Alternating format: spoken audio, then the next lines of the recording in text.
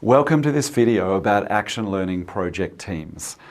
The intention of this video is to give you the information you need to get started, to actually start to engage in an action learning project team.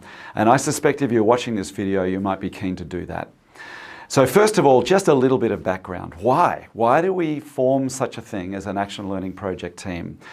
And well, there's been a great deal written on this, but I have personal experience myself. And as a trainer and as a facilitator for many years as a younger man, I have experienced giving people training programs.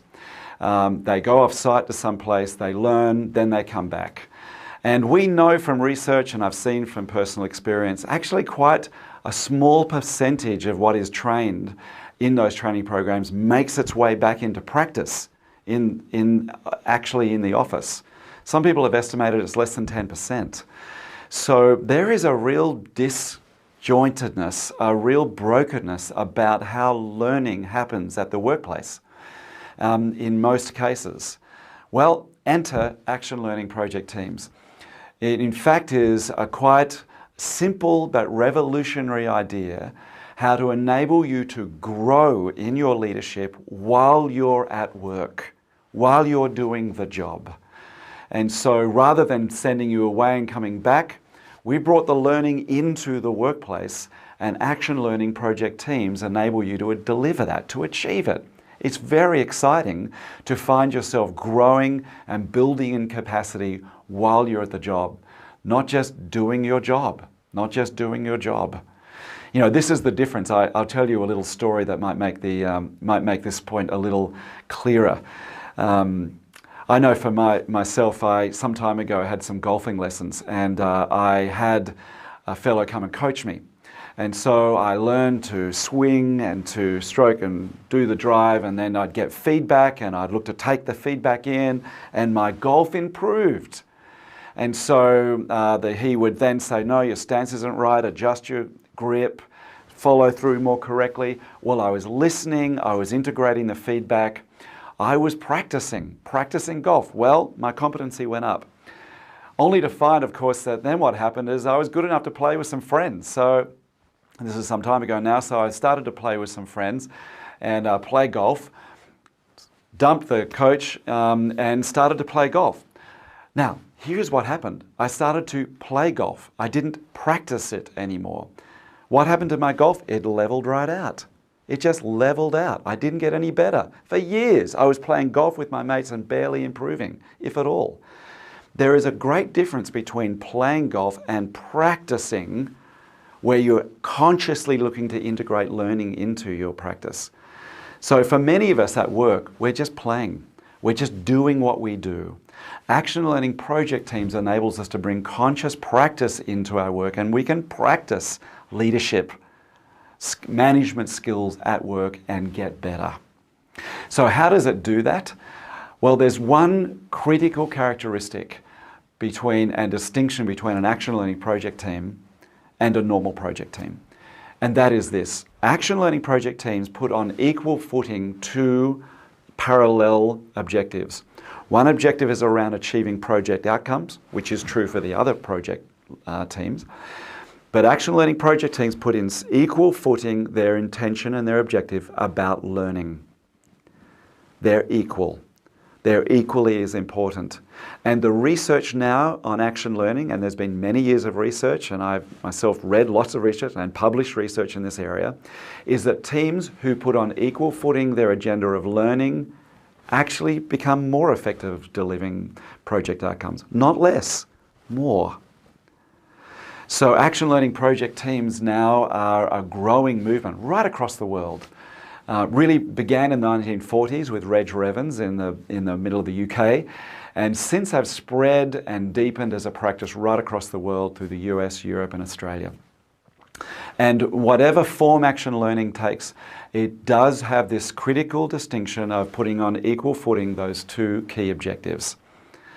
So, want to learn how to do it in a meeting? Well, if you're interested in growing your leadership, then I think you might be interested in action learning as a way of both delivering outcomes and leading. So having discussed a little bit of background of action learning project teams, now I'd just like to share with you very briefly an agenda for a meeting that you might run as an action learning project team. I'll share this with you now so that it just gives you a little bit of prompting and practical help if you're in a team and you want to know how to structure what you do. Now, first of all, I'd like to suggest that your action learning project team is likely to be working on a project of some kind that matters.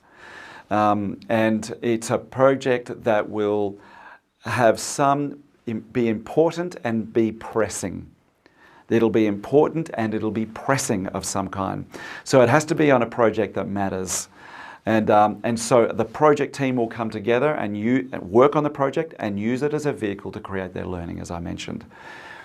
So in the meeting, how might it begin? First of all, I'd suggest that each person, and by the way, action learning project teams are better if they're 6 to 8 participants. Let's not make them 15, it's too big. 6 to 8, and the research is clear, quite resounding in its support of the size of action learning teams. In fact, some now great researchers here in Australia have suggested teams of actually 4 in many cases could even be more effective. But 6 to 8 is the figure which is spoken mostly in the research. Back to the agenda. Agenda item number 1, individuals to identify which leadership capacity they want to develop in that meeting. So they identify it. When I run these meetings, I give everyone a shared list of leadership competencies and they choose one. Those lists are not hard to get, but please come to our website, make an inquiry, and we can provide them for you.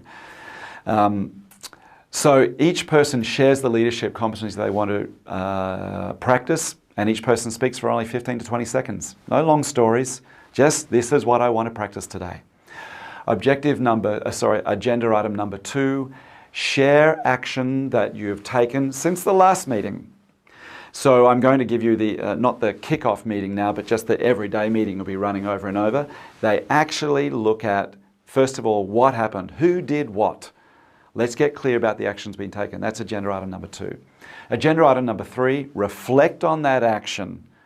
What observations can we make? What insights can we derive? What was hard? What was easy? So this agenda item is around reflecting on the actions and deriving learnings from the action that's been taken since the last meeting. Next agenda item, plan your action. Now is where the group considers, in the context of the action taken, in the context of the learnings as they're reflected upon the action, what do we now need to do? So that's where the group will plan the actions. They'll list the actions they need to take, sort through the ones which will be more effective, and ultimately commit to the actions which they believe will further the project and move them toward the outcome goals. Now, the meeting's not quite over. Do you remember? The meeting finishes now with the group returning to the leadership competencies they committed to sharing and practicing in that meeting. So before the meeting completes, I strongly recommend that you then revisit, go back to each person and provide each person a minute or so, perhaps a little less, to share how they went. How did they go practicing that leadership competency in that meeting? So it becomes a very powerful way of people really turning up and sharing what it is they've been learning.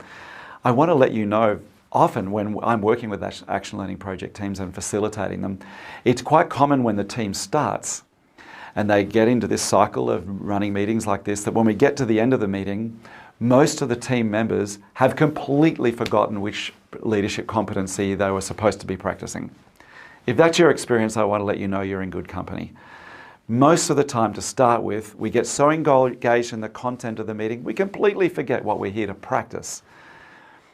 The good news, though, is after a meeting or two, there is a rhythm that is generated where the team brings an additional reflection, a meta view of themselves in that meeting, so that they can share how they're growing and what they tried and what they experimented with as they practice their leadership competencies. So I wish you well in that. I hope this has been a really helpful, practical start. As I've mentioned before, please contact us at our website if you'd like some more information. Thanks.